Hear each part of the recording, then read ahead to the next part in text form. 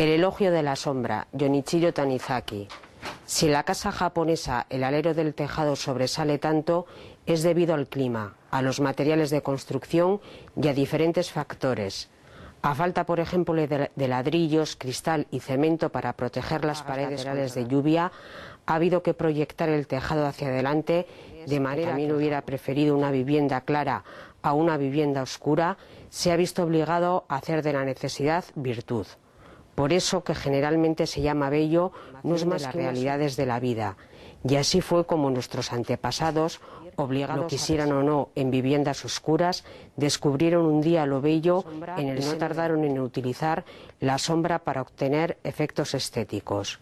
En realidad, la belleza de una habitación japonesa, producida únicamente por un juego sobre el grado de opacidad de la sombra, no necesita ningún accesorio.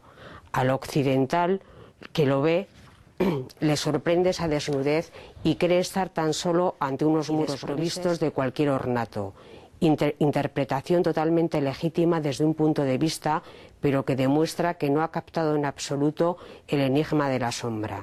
No contentos con ello, proyectamos un amplio alero en el exterior de esas estancias donde los rayos de sol entran ya con mucha dificultad.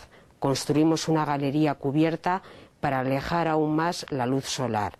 Y por último, en el interior de la habitación no dejan entrar más que un reflejo tamizado de la luz que proyecta el jardín. Ahora bien, precisamente esa luz indirecta y difusa es el elemento de nuestras residencias. Y para que esta luz gastada, atenuada, impregne totalmente las paredes de la vivienda, pintamos a propósito con colores esas paredes enlucidas. Aunque se utilizan pinturas brillantes para las cámaras de seguridad, las cocinas o los pasillos, las paredes de la habitación casi siempre se enlucen y muy pocas veces son brillantes, porque si brillaran se desvanecería el discreto de esa escasa luz.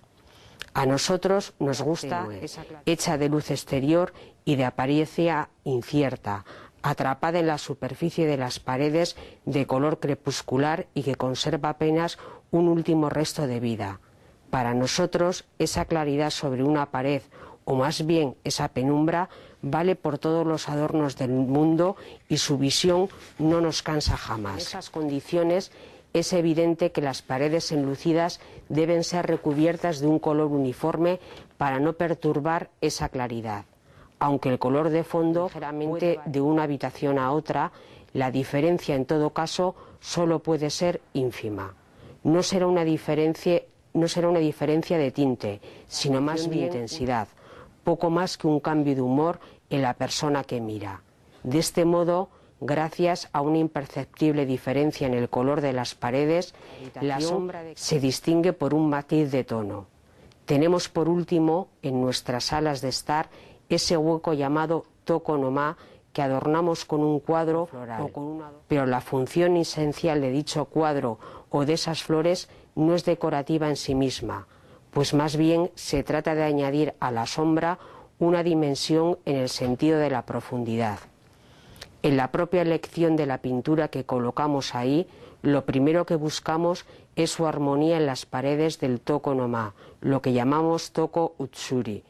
Por el mismo motivo, concedemos a su montaje una importancia a la del valor gráfico del caligrama o del dibujo, porque un toko no armónico quitaría todo interés a la obra maestra más indiscutible. En cambio, puede suceder que una caligrafía o una pintura sin ningún valor en sí misma, colgada en el tokonoma de un salón, esté en perfecta armonía y que esta última y la propia obra queden por ello revalorizadas.